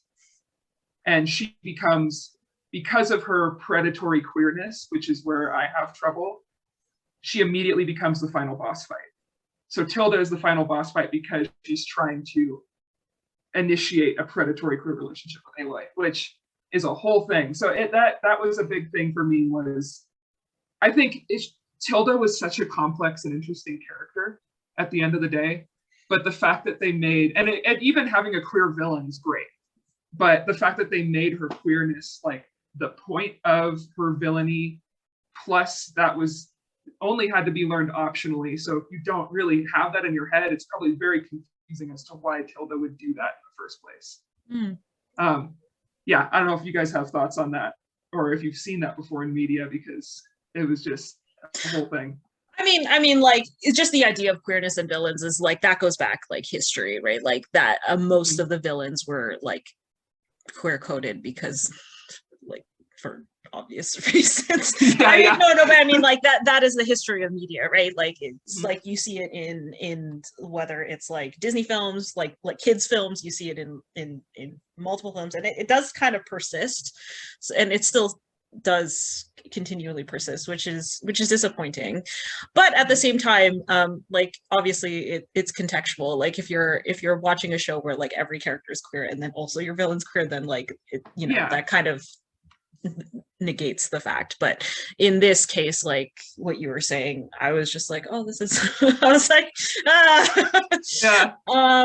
that would, I think for me, if I was playing the game, that would be a hard one to swallow for sure. And I mean it, and obviously I think that what's interesting too is the fact that both of you are saying that like the queerness is kind of like behind closed doors, like metaphorically and like also physically, like in the game, like because you have to like kind of try and find it. And I think that's such a weird like to be doing in like 2022 is such an odd, that's like really moving back in a very obvious way. Because I think like as media progresses, like we didn't have representation, so we found representation in characters that we could relate to. Like that was our ways of doing. And then there was like the mid 2010s was kind of like, that was like the big like, let's like kind of push queer characters like and start like, it was Glee, unfortunately, but like that's like no, I don't know how to, like, as much as I hate it, like that is like the contributing factor. Like it really pushed that into mainstream media, and then like people, and now I think we've gotten to a point where it has actually like regressed slightly again, because now people are like, oh, we'll put queer characters in it but not do anything with them, or be happy because they're not dead. So we've gotten to a point where that has kind of leveled off, which is so unfortunate. but I've noticed it more recently, like kind of just as we were coming up to the 2020s, like the late 2010s, like that was what was happening in media, where it was this complacent idea of having queer representation, where it was just like, well, it's here, but you're not doing anything with it. And that's kind of like what I got from what you two were saying, where it's like, it is technically in like the game, but it's just there. It's just there. Yeah, exactly. There's no, and not to say, and like you were saying, not to say that like a character or a person's queerness has to be like, so explicit and things like that. Like it doesn't have, like we're not asking that like every character is just like making out on screen or whatever it is, right? Yeah. It's not about that. It's about the fact that it's again being like tokenized in that way, where it's just like, okay, we're trying to appease the queer audiences. Look, there's a queer character, but it's like, if you're not doing anything with that character, then you might as well not have it. And there's also the fact of like, when queer characters are just written really straight, but like they're like canon, like in canon, it's like they're queer, but it's like, you're just like, are they like, so yeah, that's kind of like the impression that I got from that, just like objectively. Again, I have so little investment, because so it's just like, again, correct me if I'm wrong in saying those things, but yeah, that's just kind of what I got from that discussion.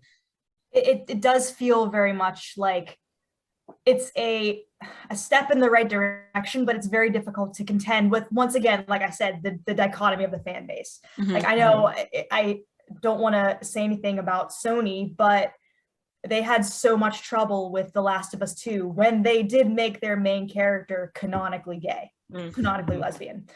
And I don't know, like, what about the pushback? Like there was major pushback against that, and still is. So it's sad. Yeah. Like it's very sad, and it just makes it more and more difficult to do these things that I know Guerrilla wants to do. Like, and that's what makes it so upsetting about having these things being so hidden, is that like you can tell that Guerrilla wants to do it, but it's just being held back. I think I think that's like such a struggle with a lot of studios and a lot of companies, because, and I say this a lot too, it's just like, it's kind of a give and take though. It's like, obviously if companies want to do it, they will, but then us as consumers have to also like want to consume it. Yes. And there's a problem where especially with like especially with queer audiences, it's just like sometimes just like we'll just take what they can get, and unfortunately that tells companies and that tells studios that they can get away with it, that they like, you know what, like if you give them like breadcrumbs, then it's like it's fine.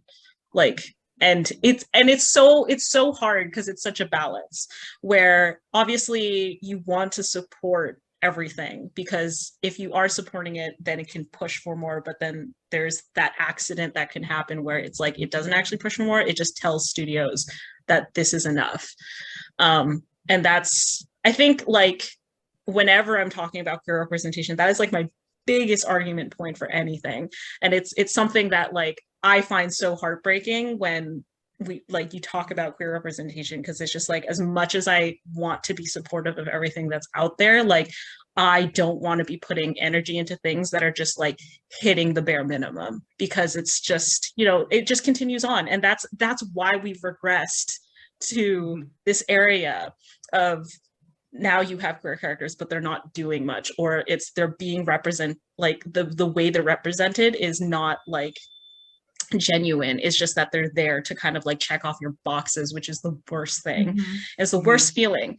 And like, at least for me, like that's what I can empathize with in what you two are talking about with this game, having not played it myself. But it's odd, right, that like that's kind of the repeating factor that happens across all of these things. Like you feel these disappointments and you feel like sadness towards it, because that's kind of where it's coming from every single time, because you want more, but you're like, should I just take what I can get? It's such a struggle to be in a position where you make those choices, because it's also like a part of fandom culture too. When you see everyone talking about something else, you're kind of like, oh, is that actually going to be something great that I want to consume?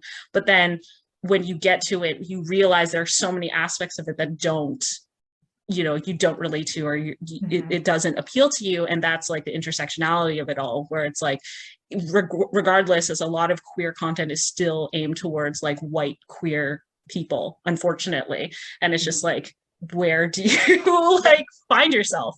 And do you feel guilty about that? And do you start feeling more disappointed in yourself? Like, and that's like, that was the biggest question that I wanted to like ask you to, was in terms of your disappointment, like where on like the level of disappointment does it come from? Like, it's not just, you know, is it just like, you know, disappointment in the characters that you love, or is it like a greater disappointment? And we were kind of really digging into that, right? Because there's so many layers to it. It's not simply, oh, you know, like I didn't like where these characters went. Of course, that's a huge argument for something, but there's so much behind that because of repeatedly, especially for queer audiences, where how they've been disappointed and how they've been treated by the creators. So it's hard. It's a really difficult place to be in, and hard to kind of, you know, want to continue forward to when you like something. You're just like, sorry, I went off on my speech.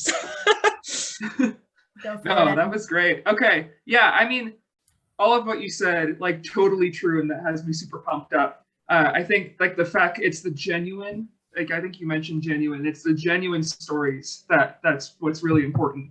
And I think it's this weird thing where like we get all this pushback for having queer representation in media, but like I think the only way to combat it really is having those genuine characters with genuine stories that maybe we didn't see as much in Horizon Forbidden West. So it's kind of like a who came first, the chicken or the egg, and it's difficult. It's been difficult. But I think my main hope, honestly, not to get too cheesy or anything, but just seeing like I've been reading Foibles' writing for a while now. And, you know, like Tierra and Salty, and there's so many people who just, even though the game doesn't require that kind of emotional depth, like you could just see how we all just pour our hearts into it. And like, I know Foibles is really good at just bringing emotion into these characters, where it's just very a stark contrast to watching Talana on screen and then going to read what Foibles has written. So it's like, I know that we have the people and the resources to do it. Like, it's all there, and we're all very passionate about it. It's just a matter of how we can get there, and like what that means for corporations and stuff. I don't know, but I hope that we can just continue on. And yeah, that's my passionate speech. I don't know. I'm gonna need you to like rewind a little bit and add yourself to that list of names there, because like same, like Uno reverse, like like I know I talk about this every time I read your writing, but like just talking about the environmental storytelling and the way that you weave nature into what you write and into your characters' emotions and the themes of your stuff is just wild to me. Like, it's so good, and it comes from a place of passion. So like, I agree with you. I think it's a good thing that there is a want for these stories. I think people want to see this, and it might not be, you know, at the mainstream just yet, but like, I do have hope that there is a push for this better representation, these genuine characters, queer or not queer, like for deep, deep storytelling, which is something that we do see in the most excellent of media. I know that some of us have experienced it, like genuinely good media, and just the fact that there's people out there who are striving for it, once again, like totally fills me with hope. Yeah. Yeah, I think like I said, we're kind of in a position where it is regressing, at least specifically for queer representation. But that's the thing about media. It's like, obvious, if the standard of media in general, the bar is raised for that, then everything follows suit. So, you know, I do often see, and I understand why, but I do often see a lot of people saying like, oh, I won't watch a show unless there's like queer characters in it. And it's like, I get that. Like, I totally understand where that comes from, because it makes a lot of sense. Like, you want to see characters and storylines that you relate to.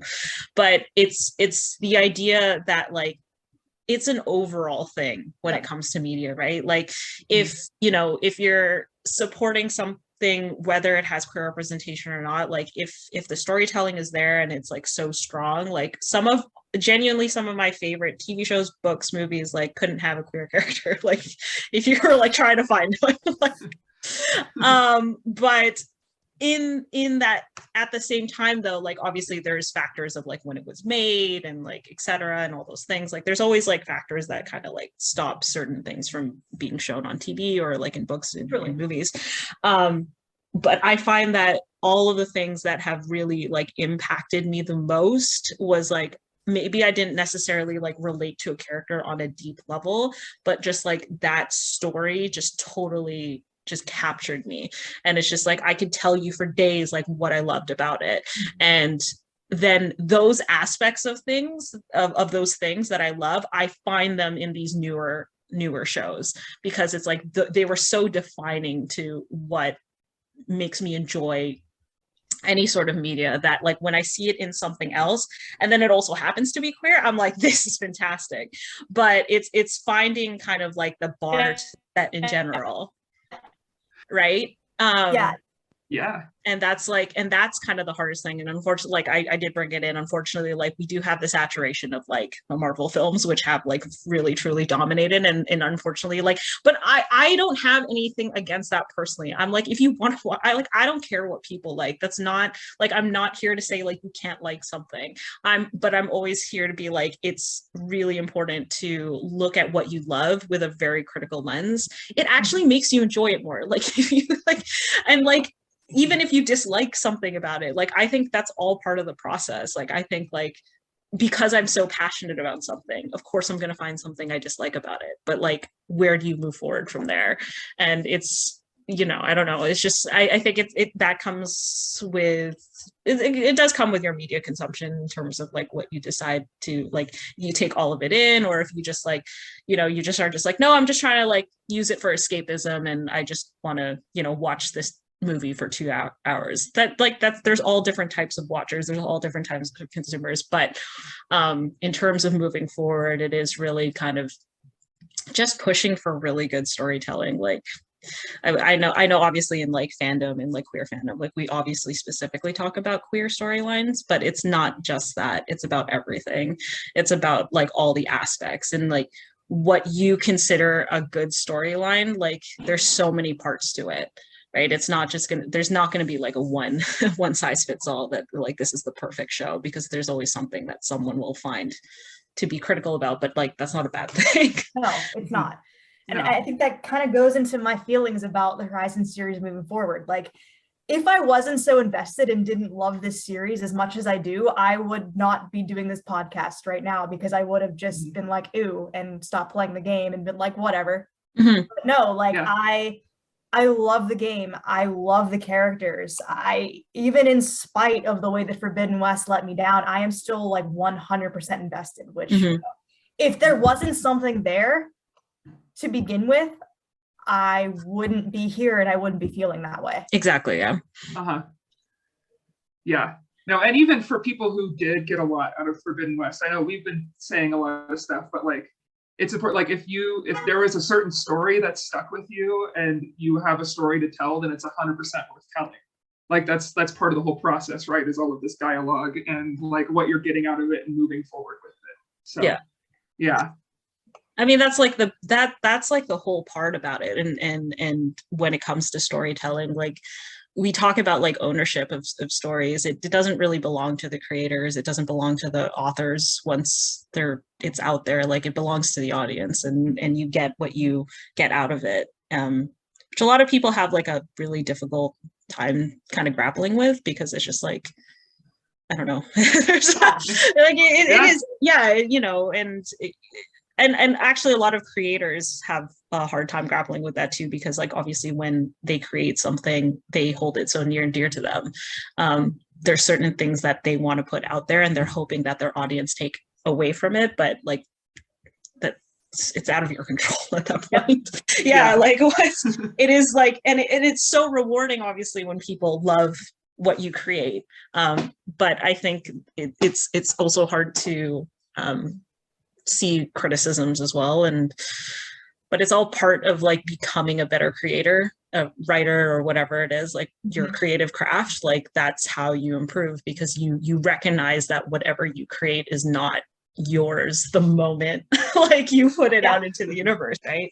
And I what I love about having these like in-depth discussions, whether it's just like through like Twitter or like doing a podcast episode, is just that I feel like you start realizing more things about whatever you're talking about as you continue talking about it, right? Like that's the biggest thing, especially when you get someone else's perspective, then you're like, oh shoot, like I never saw that. And that's like a whole new aspect of this storytelling that I can explore now. And I think it's so interesting that people like don't like that, like that people are so trying to like shade themselves from criticism, because I'm just like, no, but like that opens a whole new world of discussion. Like, if you love this content so much, like, don't you want more of it? Like, don't you want like to talk about it for hours? Because it's just like, whenever I love something, it is literally like, yes, like I will talk about it for hours. You know, it's like those things where you're like sitting and you're like thinking about a character and you're like, wait, like, and it just like comes to you at a random time. Call me out, why don't you? No, because it was just like, I was kind of like joking with my friend. I was like texting them, and just because like I've been watching Scandal for the first time, which like whatever, and I was just like, I like texted them and I was just like, I'm just sitting here at work thinking about these characters, like that's like what happens, right? Like they just totally invade your like imagination and your space. And I love that. Like I love that interaction with media. I think it's so rewarding, and it's such a great thing to share with other people too. So I'm so like, we all hate Twitter, but I do love that like Twitter allows us to like truly find a community and like people like in such a simple way. And I'm really glad that both of you said yes to coming on to the podcast, because I was just like, oh, I don't know, because I know a lot of people are very nervous about going on podcasts. It's a very different thing to do, and also like people are like, oh no, I'm gonna have to hear myself talk, and like people are gonna hear me talk. So like it's always one of those things that that I've been wanting to have guests on it, but I was just like, I don't know how to approach people. So I'm really glad that both of you were so open to doing this. Like, not that I didn't think you were not going to be open to discussing it, but like to do it in a podcast is very different. So yeah, no, for sure. I'm not going to lie, I'm very sweaty right now. Yeah. But it was a blast. Like this was awesome. Yeah, no, it's great. It's definitely one of, I remember when the first one, like she was just like so nervous. It was just like, I don't know, like yeah, and it's just like I've been doing podcasts since like 2012. So like it's normal for me, but like every single time I like try to ask someone, I'm like, okay, like yeah, no, dude, it's honestly just been so good because like frankly, like we've been yelling on Twitter and Discord, and then like the only time I get to talk to somebody in person about it is just me screaming at my roommate about like what happened, and he's like, I don't know what the hell you're talking about. So like this is great to just like hash it out and talk about it in this format. So it's been awesome. Yeah. Any final thoughts? Like I said, just still looking forward to what's coming next and taking, kind of our expectations and the way they were missed in stride. But, that's what you have to do when you're a fan of something, unless, something really egregious goes on, like, hey, like we're rolling on. Here we go. Yeah. That does happen. Like, absolutely. There's certain things that happen and you just stop and you're just like, I'm not going to move forward from that. But I'm glad that it hasn't hindered you from both wanting to like continue to see what the third part is going to be. I'm really interested to, whenever that happens, what your thoughts will be. And like, will it improve upon kind of the disappointments that you had of the second game? Like that is a very big potential that could happen, if, creators and whatnot, and they see kind of those disappointments, like, do they take that in stride and do they, create something for the future that does actually improve? So, and then you're just like, oh man, like Horizon Forbidden West was kind of like the blip of the series, but like, exactly. And, you know what I mean? Like that's what's keeping me going, is like, that's a possibility that could be it. Like just the awkward middle child where it's like, but it's the not knowing the stuff. Yeah.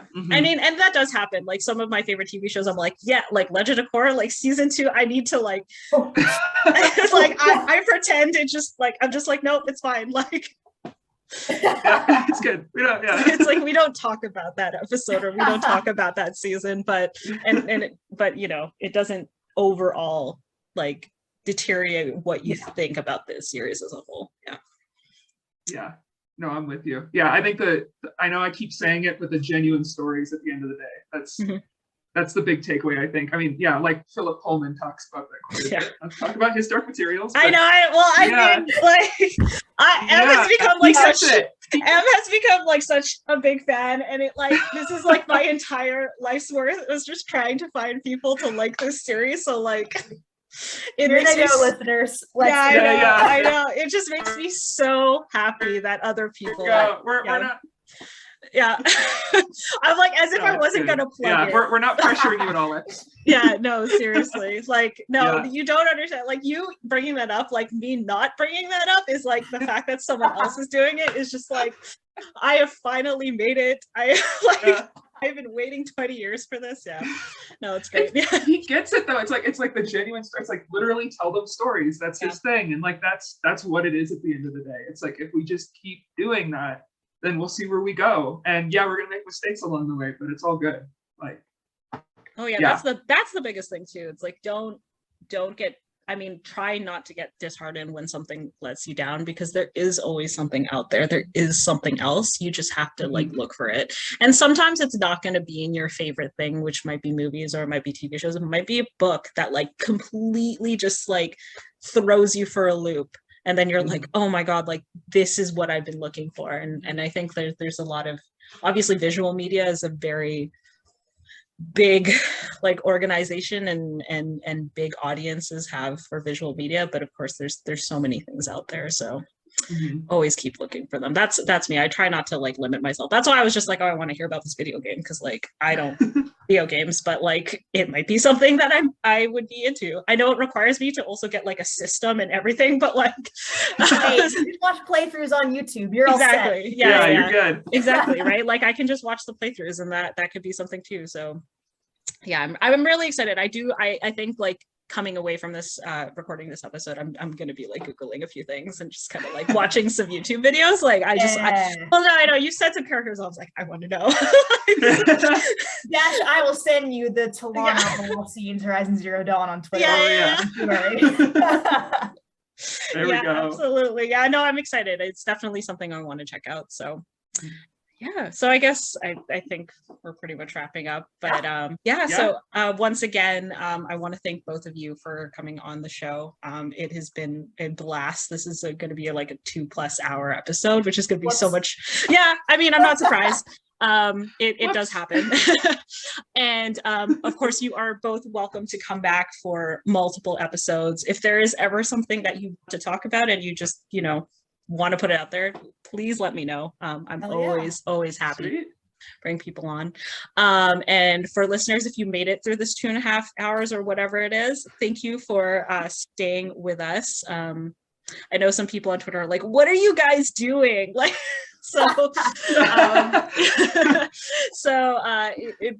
it's been fantastic, and who knows what we'll be talking about next. It'll probably be Warrior 9. I've said that'll be a big one. But yeah, again, thank you so much, and for all my listeners, I will see you. I always say see you. Until next time, this is A Dash of Chaos.